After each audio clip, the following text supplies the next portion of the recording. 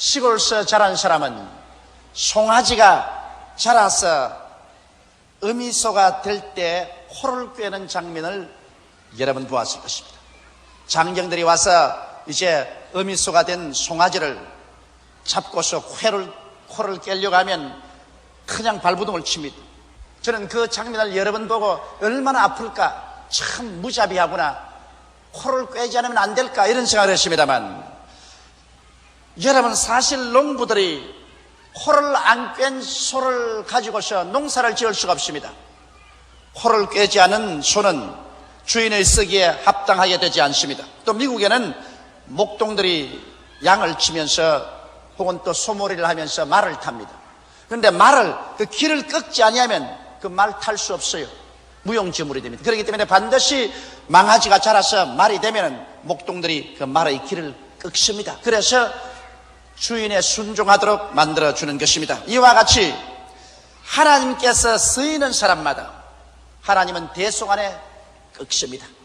하나님께서는 꺾지 않고서 우리 사람을 쓸 수 없는 것은 사람은 타락한 이후로 무서운 외고집의 존재가 되어 있습니다. 무엇인지 자기 뜻대로 하는 고집을 가지고 있습니다. 그대로 하나님께서 도저히 쓸 수가 없습니다. 이러기 때문에 하나님께서 구원하고 바라신 사람마다 대속 안에 꺾는 것입니다. 이 사실은 동서고금의 역사를 통해서 증명된 사실인 것입니다. 그러므로 여러분 이 시간에 하나님께서 어떻게 우리를 꺾으시는가를 살펴보고자 하는 것입니다. 첫째로 구약의 인물 중에서 하나님께 꺾임을 받은 사람들을 우리 살펴보십시다.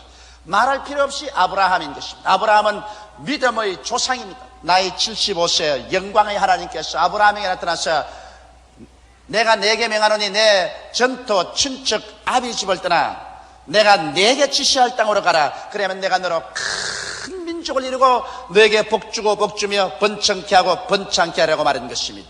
이와 같이 위대한 하나님의 약속을 받고도 아브라함이 순종을 할 때 자기 고집대로 순종을 한 것입니다. 전토를 떠나라고 했는데 전토에서 얻은 모든 재산과 노비들을 다 데리고 갔으며 친척을 떠나라고 했는데도 불구하고 조카를 데리고 갔었습니다. 이러므로 순종하는 채 했지만 실제로는 자기 속에 계산해서 자기 하고 싶은 일은 다 하고 갔었습니다. 그러므로 하나님께서는 아브라함을 꺾기로 작정했습니다. 아브라함이 이기양양해서 가나안 땅에 와보니 축복은커녕 완전히 가뭄이 들어서 천지가 다 불타고 있습니다. 마실 물 한 방울 없고 먹을 목초 하나도 없습니다. 종들은 배가 고파 다 달아나고 가지고 온 짐승들 다 굶어 죽었었습니다. 밥 달라고 우는 조카와 거기에 허덕이는 아내를 데리고 하나님께서 가라고도 하는 애굽 땅으로 피난을 가셨습니다. 그러나 자기 아내가 이쁜 것을 보고 애굽 사람들이 자기를 죽이고 자기를 매몰시켜버리고 아내를 빼앗아갈까 싶어서 자기 아내를 동생이라고 불렀습니다. 그래서 애굽에 내려가서 바로 왕에게 자기 아내를 시집 보냈습니다. 이게 얼마나 치욕적인 일인 것입니까? 사람이 여러분 어지간히 답답해야 자기 아내를 동생이라고 해서 시집을 보내겠습니까? 거기에서 그는 치욕적으로 꺾였습니다. 아브라함은 견딜 수 없는 모욕 가운데서 그는 그의 고집이 꺾이고 자기 자랑이 꺾이고 자기 자신이 꺾이고 이제는 자기로서는 아무것도 할 수 없다, 힘으로도 안 되며 능으로도 안 되며 오직 하나님의 신으로밖에 되지 않는다는 것을 절실히 깨달게 되셨을 때 하나님께서는 꺾인 아브라함을 다시 이렇게 세우셔서 그 아내를 돌려주시고 다시 가나안 땅으로 나와서 젖과 꿀이 흐르는 가나안 땅을 상속으로 받을 수 있도록 만들어 주신 것입니다. 이삭을 또 보십시오. 이삭은 단번에 꺾였었습니다. 아브라함이 이제 100세 낳은 아들입니다. 약 아브라함의 나이가 120여세가 되었을 것이라고 저는 추정을 합니다. 그런데 눈에 넣어도 아프지 않을 만이 귀하고 아름다운 자기의 아들 이삭이 집안일을 돌보는데 얼마나 귀여운지 모릅니다. 그런데 하나님께로부터 청천벽력의 명령이 떨어졌습니다. 아브라함아, 내 사랑하는 내 외독자 이삭을 모리아산에 데려가서 잡아서 내게 번제로 드리라. 이게 웬 말입니까? 그러나 아브라함은 깨어진 사람입니다. 이제는 하나님 앞에서 인간의 이론이나 논리를 내놓지 않습니다. 하나님이 말씀하시면 흥하든지 망하든지 성하든지 쇠하든지 살든지 죽든지 얘밖에 없는 사람으로 되어버린 것입니다. 꺾인 사람은 그렇게 된 것입니다. 아브라함은 두말하지 않고 그 아들 이삭을 데리고 장작을 어깨에 짊어지게 하고 불과 칼을 들고서 모리아산에 가셨습니다. 사흘 길을 걸어 모리아산에 가서 단을 쌓아놓고 난 다음 아버지가 아들에게 말합니다. 하나님께서 너를 잡아 제물로 드리란다. 여기에서 여러분, 이삭은 치명적으로 꺾여야 되는 것입니다. 어느 사람 치고 여러분 살고 싶지 않은 사람이 되십니까? 그런데 하나님께서 자기를 잡아 제물을 드리라고 한다면서 아브라함이 자기를 묶기 시작하는데 20대 청년기에 만일 자기가 꺾이지 않으셨으면 아버지를 밀쳐버리고 도망칠 수 있습니다. 그런데도 불구하고 그 깊은 고민 속에서 이삭은 꺾였습니다. 하나님의 뜻이면 죽어야죠. 하나님이 죽으라면 죽어야 돼. 하나님이 번제로 드리라면 번제로 내가 드려짐을 받아야 될 것 아니겠습니까? 그러므로 즉시로 이삭은 꺾였기 때문에 여러분 이삭의 생애를 보십시오. 이삭은 별로 환난을 당하지 않았습니다. 그때 이후로 계속해서 축복만 받았지 이삭은 환난을 많이 겪지 않았습니다. 그러나 이삭의 아들 야곱은 고집불통의 나쁜 꾀를 가진 사람이었습니다. 형을 팥죽 한 그릇에 장자의 명분을 빼앗고 아버지 눈이 어두운 기와로 장자의 축복을 다 받고 그 다음에 형이 죽이려고 하니까 도망을 쳐서 20여 년 동안 외아저씨 집에 머슴 살고 있으면서 외아저씨를 속이기도 하고 속기도 하고 아주 악한 꾀를 가진 이기주의자였습니다. 그래서 외아저씨 집에서 야간 도주를 해서 처자를 때리고 재산을 때리고 오다가 외아저씨의 습격을 받아서 잡혔습니다만 꿈에 하나님이 외아저씨에게 나타나서 그 사람에게 손대지 말라고 하셨습니다. 그러므로 외아저씨가 하는 말이 만일 하나님이 꿈에 나타나서 너에게 손대지 말라고 말하지 않으셨으면 너는 내 손에 죽었다고 했습니다.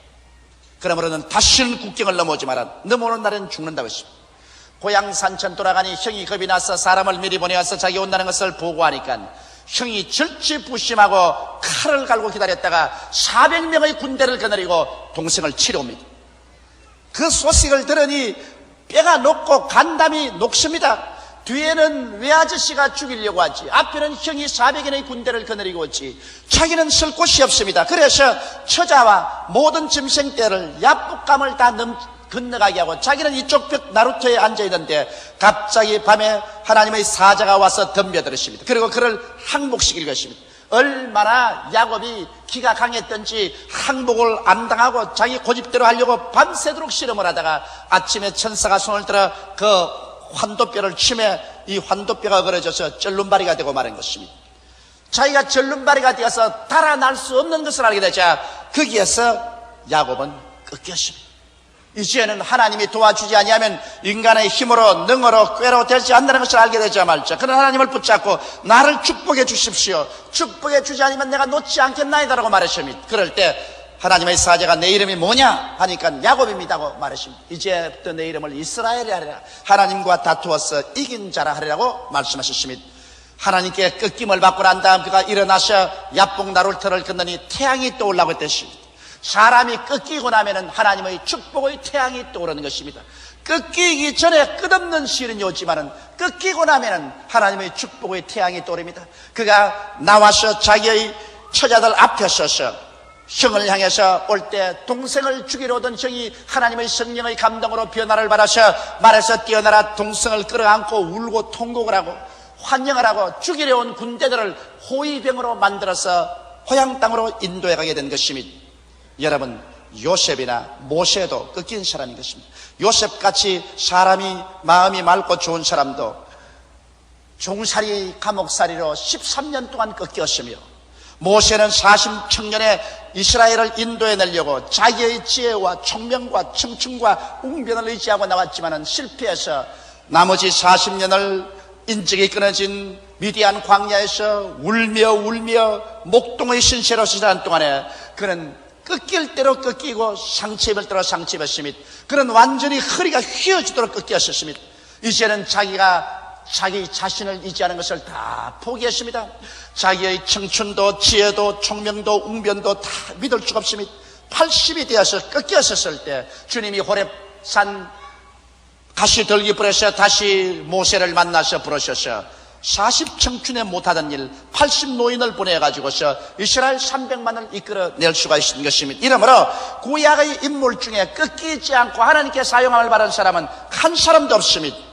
그러면 둘째로 신약의 인물들을 볼까요? 신약의 가장 대표적인 인물이 베드로 아닌 것입니까? 베드로는 정말 자신이 넘치는 사람인 것입니다. 자기는 12 제자 중에서 제일 수제자라는 것을 스스로 자인했습니다.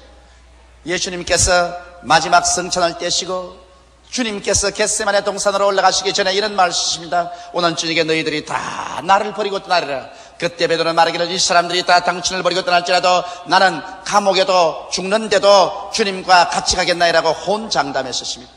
그 베드로가 겟세마네 동산에서 예수님께서 유다를 중심으로 한 저 대제사장들이 하속들에게 잡힐 때 예수님을 저버리고 다른 사람과 똑같이 도망을 쳤습니다.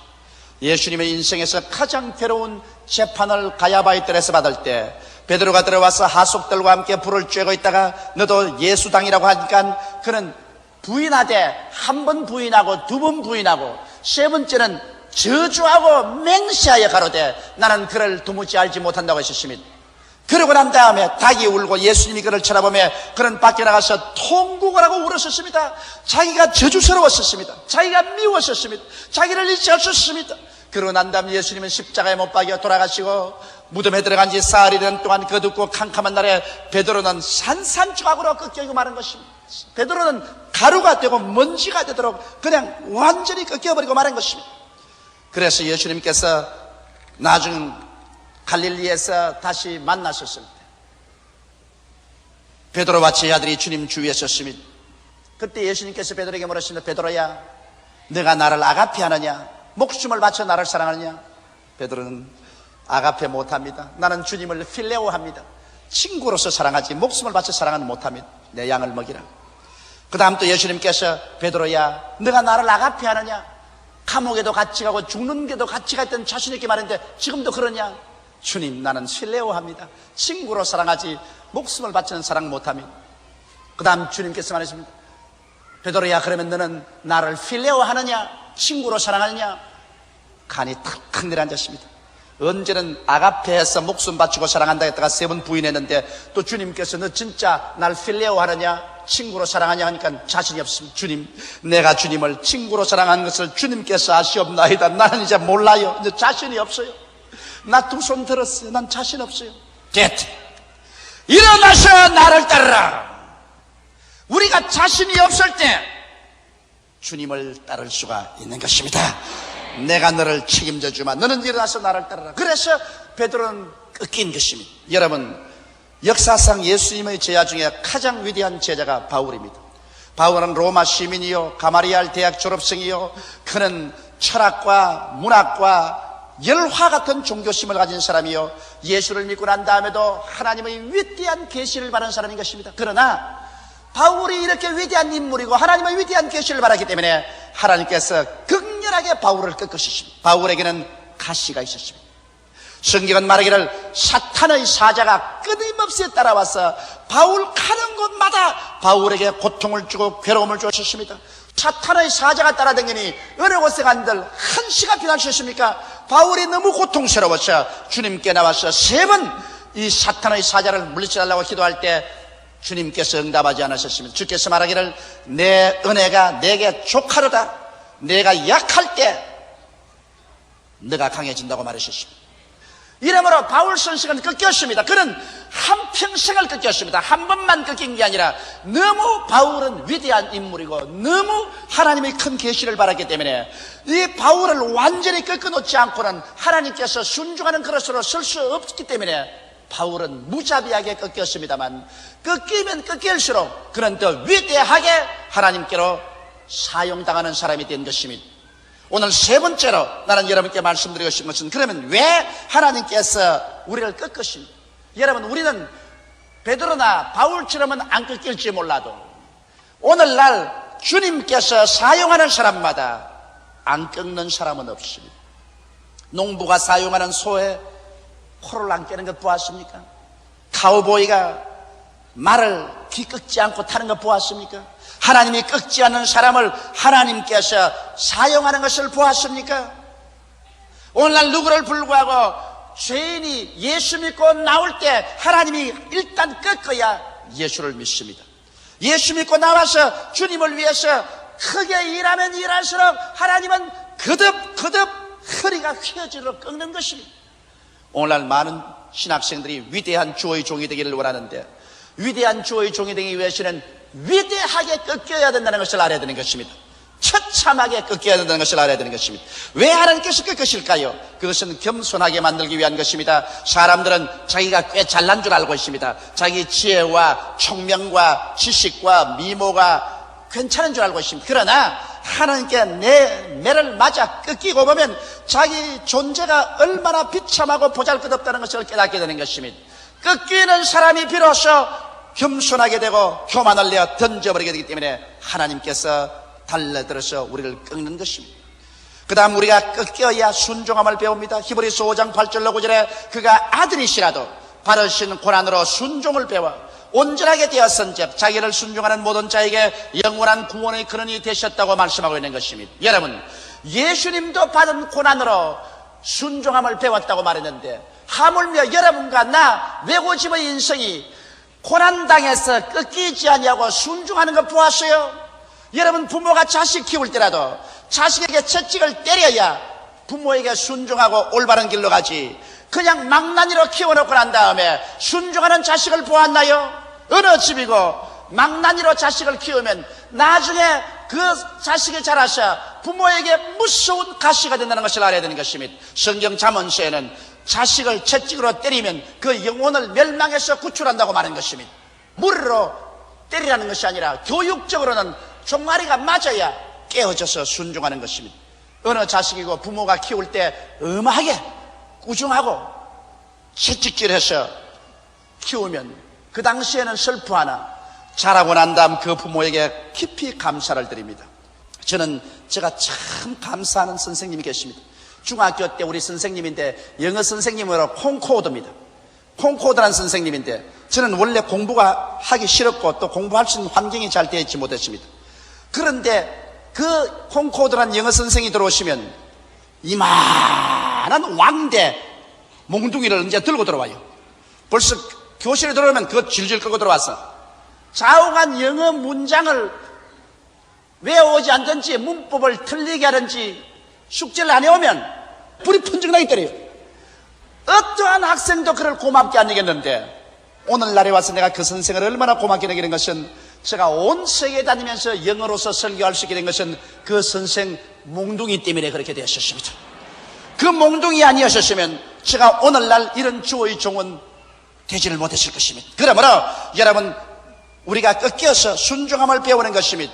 또 꺾여야 하나님의 능력을 의지하게 됩니다. 고린도후서 12장 9절에 보면 내게 이르시기를 내 은혜가 내게 족하도다. 이는 내 능력이 약한 데서 온전하여 찜이라 하신지라. 이러므로 도리어 크게 기뻐함으로 나의 여러 약한 것들에 대하여 자랑하리니 이는 그리스도의 능력으로 내게 머물게 하려 함이라. 그리스도의 능력이 내게 머물게 하기 위해서는 내가 꺾여서 내가 약해져야 된다고 바울은 말하고 있는 것입니다. 그러므로 바울은 나는 여러 약한 것을 자랑한다. 그건 왜냐? 내가 꺾여야 그리스도의 능력이 내게 머물러 있게 하렴이라고 말씀한 것입니다.